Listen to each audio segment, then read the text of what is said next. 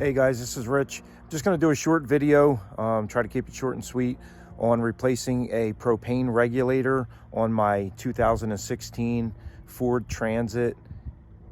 It's a 350 HD Ford Transit, and just to want to point out some parts and some problems I have with it, and hopefully this helps. As I said, it's a 2018 Ford Transit Class C. It's a 350 HD. So this propane regulator that was in the camper, I went to inspect everything, change the oil and plugs and everything. Then I went around with some Windex, and when I sprayed this old regulator here, I had bubbles coming out around here and bubbles coming out at the connection over here. Now you can see I already have it removed, just to try to keep this video pretty short and sweet. But anyway, I removed the old one out. When you remove the old one out, all you're doing is disconnecting right over here, and then you're disconnecting the brass or copper fitting into the propane. This is your gauge for your fill. Just tell you how much propane is in there. This is for the propane companies to fill your propane tank. You don't need to touch these at all. Now, I'm not a professional. I'm just trying to give some advice on what I did here with mine when I found the leak, and how I replaced it. This is your on-off switch for your propane. Obviously, I have it turned completely off right now. When you take the old regulator out, it's going to come out just as you see right here. Okay, so what I did was I took the brass or copper fitting right here, and I'm using an 18 millimeter, a 21 millimeter, and a 22 millimeter wrench. And then I also have an adjustable. Now the 18 is for the hose to hold that steady when I go and turn the regulator on, and then the 21 is going to turn the regulator in place.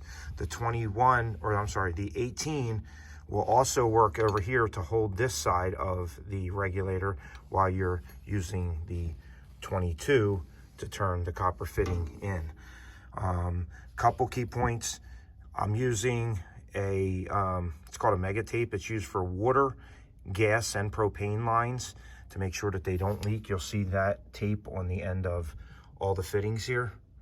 And then the part number, when I took this off, the part number is actually on the very back of the small portion of the regulator. You'll see it says model 8220A.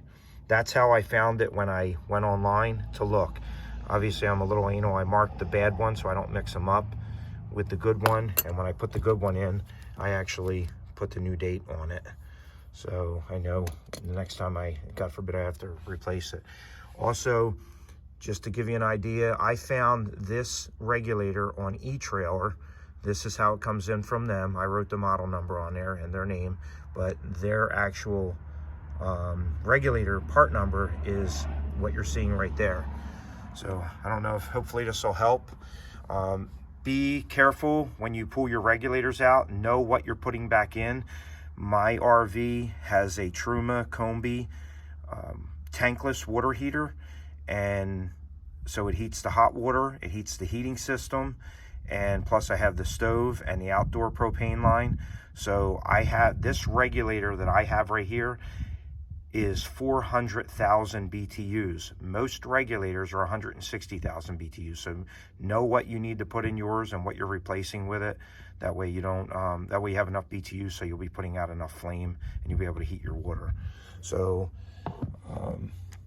anyway, what I'm gonna do here is take the regulator. Just as I took it out, I'm gonna screw this regulator on. Hopefully you can see this in the video. I know it's kind of hard to see with my hands in place.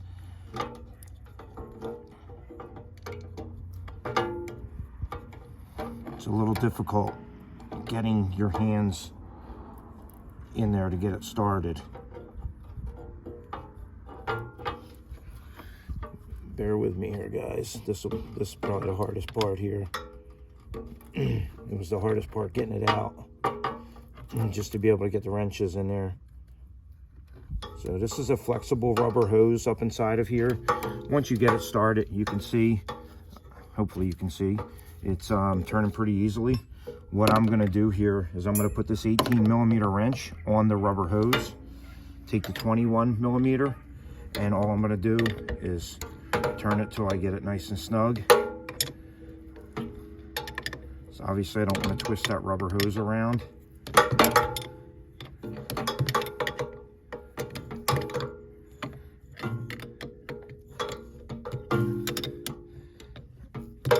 Like I said, bear with me on this. I'm not a person who typically puts together YouTube videos. I've done one video in the past, and I'm not very good with editing and things of that nature, or putting part numbers and stuff like that in the description. So I'm trying to get everything in the video now while I can. I'm going to go to using the adjustable wrench over here. I feel like the wrench is slipping a little bit on that hose. I want to make sure it's nice and snug. But yeah, I apologize if I don't answer to people right away when they ask, you know, where the parts came from and things like that. Like I said, the regulator I got on YouTube, or I'm sorry, the regulator I got from eTrailer. Couldn't find any real good videos on YouTube showing me how to exactly to replace it. Although once I took it out myself, it seemed pretty simple. That's why I wanted to make a video.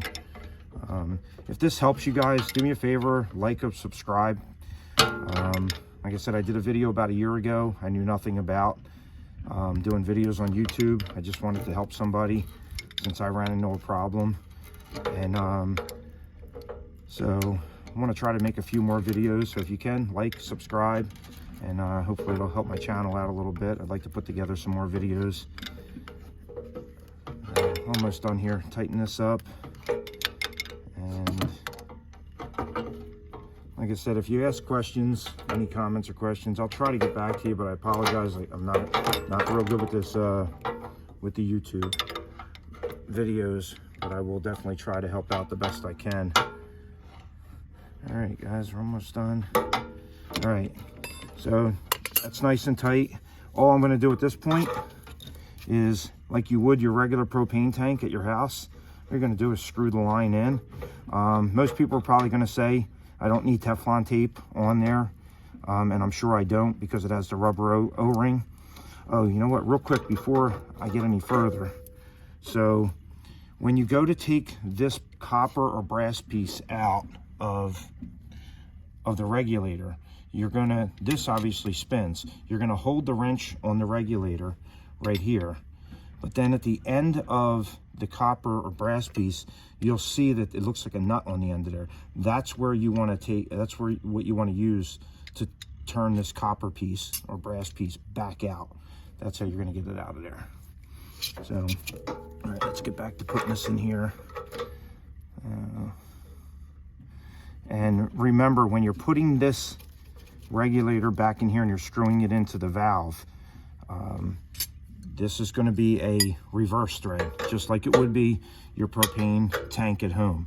And I'm using a 22mm wrench on this. And or again, you could use the adjustable wrench if it seems like it's going to work a little bit better for you. If this has any burrs on it or anything like that, it doesn't really fit that well. Actually, I'm going to go back to doing that. So anyway, just tighten this up, and we should be done here in a second. If I knew how to edit these videos, I would definitely do so. So I apologize for the length of it. I'm trying to make it nice and easy.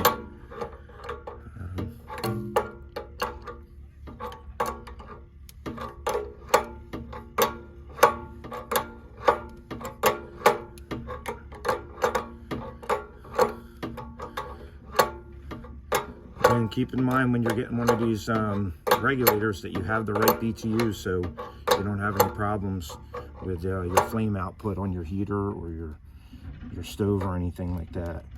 So make sure this is nice and snug. So when I first looked in here, the very first thing I saw was this unit, and I couldn't see the regulator. All this does is it spreads apart on both ends.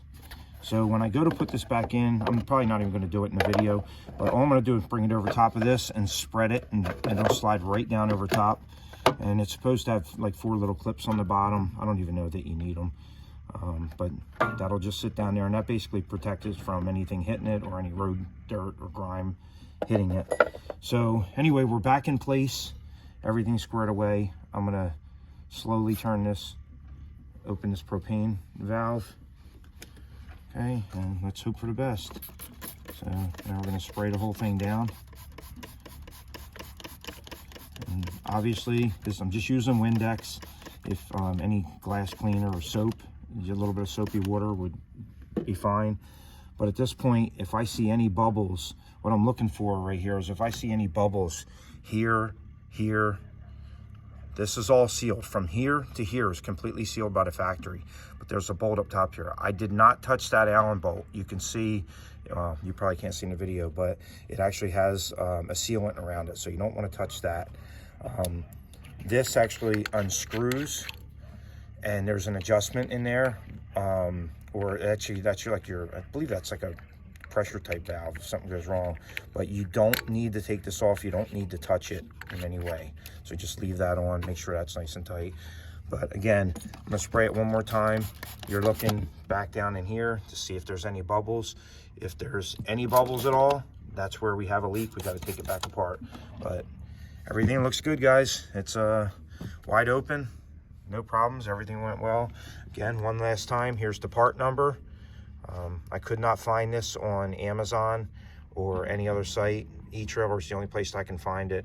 I'm not being sponsored by anybody. Nobody asked me to put this information on here.